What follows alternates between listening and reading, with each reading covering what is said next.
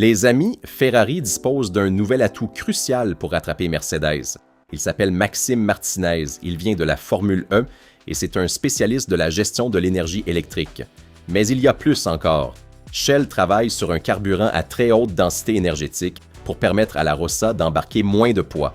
Et Jock Clear lance un message très fort. Ce ne sera pas une saison normale. Certaines voitures peuvent s'améliorer d'une seconde au cours de l'année. Mercedes le sait. Découvrons ensemble tous les détails.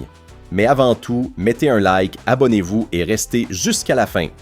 Ami, il n'est là que depuis quelques mois, mais il est déjà très actif au sein du staff moteur du Cheval Cabré, en pleine phase évolutive. Maxime Martinez a terminé sa période de gardening après son départ de l'équipe Nissan en Formule E et il a rejoint Maranello dans le rôle de Power Unit Performance Engineer. C'est un jeune ingénieur dont le parcours inclut également une expérience chez Mercedes en tant que Powertrain Control Engineer. Il pourrait être le bonhomme arrivé au bon moment pour accélérer le développement dans le domaine délicat de la gestion de l'énergie électrique, précisément là où l'équipe dirigée par Enrico Gualtieri a accusé un écart technique indéniable par rapport à la Power Unit de Brixworth, supervisée par Hywell Thomas. Il y a environ 3 semaines, Alejandro Agag, fondateur de la Formule E, avait révélé l'idée à la base du projet Mercedes. Toto Wolff a exploité les connaissances accumulées dans la catégorie électrique pour les importer en Formule 1. Cette approche a fonctionné et Ferrari emprunte désormais le même chemin en recrutant Martinez. Si Maranello n'a pas de lacunes sur le thermique, Brackley dispose d'un avantage net sur l'électrique.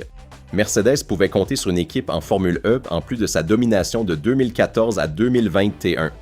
Le 6 cylindres turbo de Ferrari paie environ 25 chevaux à la Power Unit Mercedes en pleine puissance à partir du milieu de la ligne droite, mais se défend très bien en puissance moyenne. Une courbe de coupe peut-être trop généreuse au bas régime gagnerait à être en partie transférée au haut régime pour favoriser une meilleure recharge de la batterie avec le super clipping. Ferrari a conçu un moteur qui tourne très chaud pour disposer de masse radiante nettement réduite, au bénéfice d'un gain de poids et surtout d'avantages aérodynamiques avec une réduction de la résistance à l'avancement. À Maranello, on a misé sur un propulseur qui doit toujours être en traction, surtout avec les rapports courts, pour favoriser l'accumulation d'énergie et assurer un bon soufflage des gaz chauds par l'échappement central, grâce aussi au turbo légèrement plus compact. Disons qu'une dizaine de chevaux ont été perdus lors de la conception, avec la confiance que des avantages aérodynamiques plus importants compenseraient. Passons maintenant à Shell, qui travaille intensément avec Ferrari. Le gel réglementaire qui encadrait les carburants appartient désormais au passé. Avec le nouveau cycle technique, les fournisseurs savourent la liberté de mettre à jour leur mélange d'année en année. Valeria Loretti, interviewée par Race Car Engineering, souligne que le travail avec la Scuderia est incessant depuis la validation du carburant E10. Avec une fenêtre de manœuvre de 4 ans, les ingénieurs voient grand vers des territoires inexplorés à haut risque, mais au potentiel immense. Avoir le temps de structurer des plans A, B et C est un privilège que Shell exploite jusqu'à la dernière goutte. Les chimistes mettent de nouveaux outils à disposition des stratèges Ferrari, un fluide à très haute densité énergétique pour embarquer moins de litres et alléger la monoplace. Le changement de paradigme est radical. Après une décennie dominée par le seuil des 100 kg par heure, la Formule 1 change d'unité de mesure et le nouveau paramètre souverain devient l'énergie. La FIA a fixé une limite de flux énergétique de 3000 MJ par heure, ce qui réduit de fait les performances d'environ 20% par rapport à l'ancienne limite de masse. Si une équipe utilise un carburant extrêmement dense, le flux de masse autorisé diminuera automatiquement. Les équipes pourront pousser les Power Units à des régimes extrêmes, mais pour ne pas dépasser la limite énergétique, elles devront faire des compromis avec la chimie. À l'inverse, des mélanges moins denses autorisent des débits plus importants, mais obligent à partir avec un réservoir lesté. Le nouveau capteur Allen-Gras affiche une tolérance d'erreur infinitésimale de 0,5%. Sur des groupes motopropulseurs d'environ 400 kW, une simple erreur de lecture d'1% donne ou retire 4 kW, ce qui sur la piste représente entre 5 et 8 centièmes par tour. Avec la perspective d'obtenir le feu vert de la Duo après que les techniciens de la FIA auront collecté les données à Miami et la confirmation de pouvoir disposer des Additional Development and Upgrade Opportunities à partir de Monaco, la Scuderia pourrait tenter une remontée performance face à Mercedes. il est probable qu'au Grand Prix du Canada Ferrari fasse débuter le moteur 2 de façon à continuer à utiliser l'actuel lors des essais libres.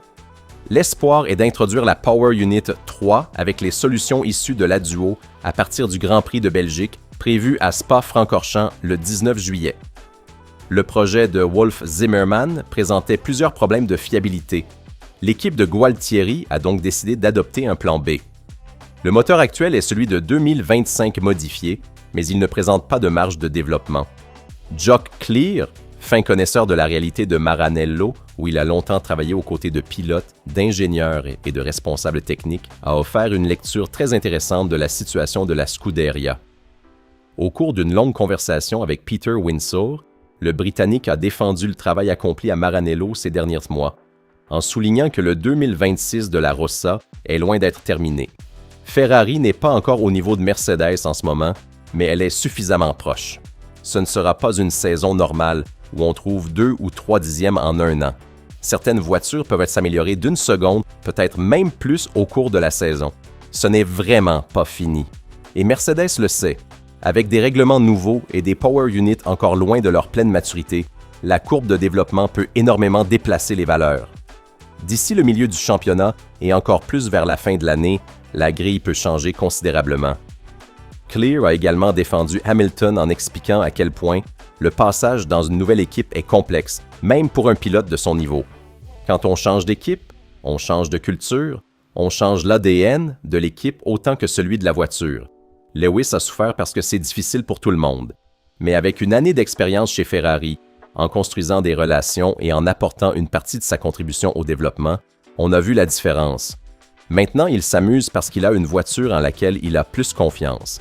Il tient le rythme de Charles, rendant la comparaison interne enfin animée et productive.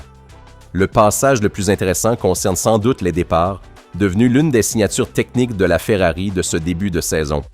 Pour Clear, ce n'est pas le fruit du hasard, c'est une décision consciente. Dans le paddock, on avait discuté avec la FIA des problèmes potentiels liés à la gestion de l'énergie au départ. Ferrari a décidé d'affronter la question de front et d'en faire un avantage. Au début, on pense à un bon départ en Australie. Mais quand on voit que ça se répète à chaque fois, c'est clairement un avantage par rapport aux adversaires. Avec ces règlements, la valeur des départs est encore plus grande parce que celui qui reste bloqué dans le trafic paie énormément en termes d'énergie et de rythme. George Russell a admis que Ferrari est rapide là où il faut. Clear a conclu en disant que c'est exactement ce qu'une voiture de course doit faire. Et il ne peut que les féliciter. Si vous avez aimé découvrir les nouvelles sur Martinez, Shell et les mots de Jock Clear, laissez un like et abonnez-vous. Pensez-vous que Ferrari comblera l'écart avec Mercedes? Écrivez-le dans les commentaires.